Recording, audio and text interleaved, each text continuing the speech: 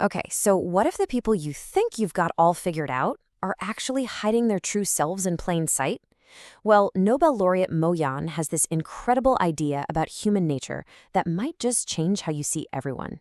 Today, we're diving deep into his concept of the late bloomer. So let's just start with a question that I bet has crossed your mind at some point. Do some people just bloom late?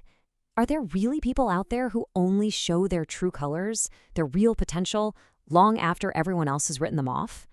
While Mo Yan has a name for this exact phenomenon,晚熟的人, which translates to late bloomers.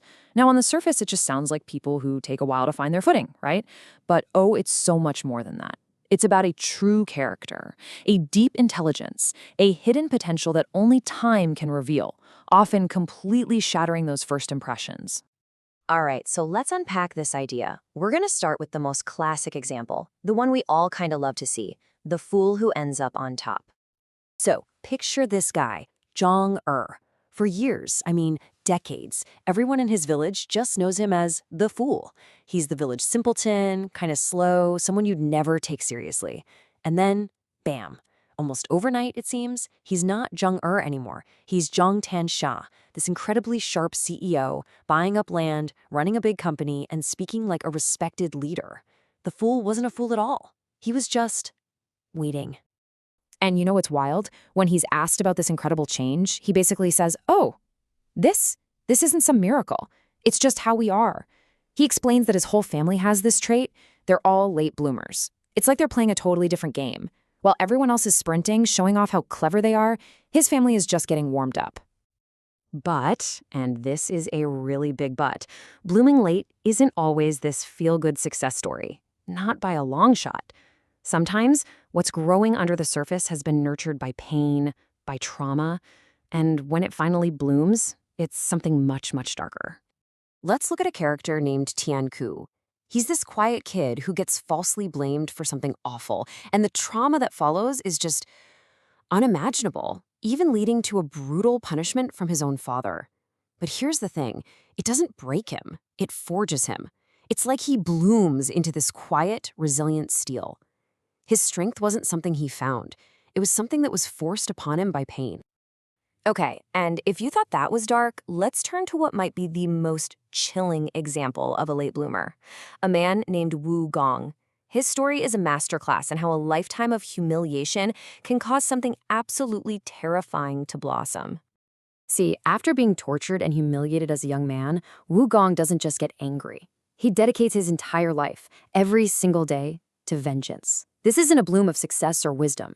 It is the slow, patient, and terrifying bloom of pure, unending hatred. He terrorizes his enemies' families, poisons their animals, burns their crops, and get this, even after his main rival dies, he keeps the fight going, reporting the family for minor infractions just to make their lives miserable. His fight literally goes beyond the grave. Okay, so we've looked at individuals, right? The fool who becomes a CEO, the victim who becomes resilient, the humiliated man who becomes a monster. But Mo Yan takes this idea and blows it up. What if it's not just one person who's a late bloomer or hiding something? What if an entire community is putting on a performance? Let's circle back to our savvy CEO, Jiang Tiansha, the guy who played the fool for so long. Now that he's rich and powerful, he decides to put on this huge international martial arts tournament for his hometown. It looks like a great community event, but trust me, there's a whole lot more going on behind the curtain. So here's how the whole show is constructed. First, they invent this backstory about a Japanese fighter coming for revenge. The announcer gets on the mic and just whips the crowd into a patriotic frenzy, turning it into this huge deal about national honor. Then you get this dramatic, over-the-top fight where, of course, the local hero wins. And the punchline?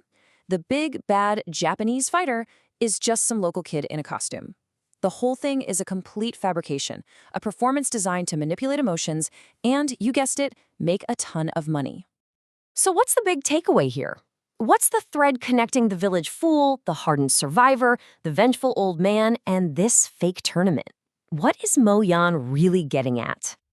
It all boils down to this. First impressions are almost always wrong. They're superficial. The real truth of a person, or a whole community, is very deep, and it only comes out over time. Some people bloom into amazing successes. Others harden into something born of pain. And some, well, they fester into pure vengeance. And just like those individuals, society puts on a show, hiding the messy, complicated reality behind a neat and tidy performance. And that leaves us with one final, pretty unsettling thought to chew on. Think about your own life. Think about the people you work with, your family, your friends, the quiet ones, the ones you've maybe dismissed or already put in a box. Who among them is the late bloomer? Who have you completely underestimated?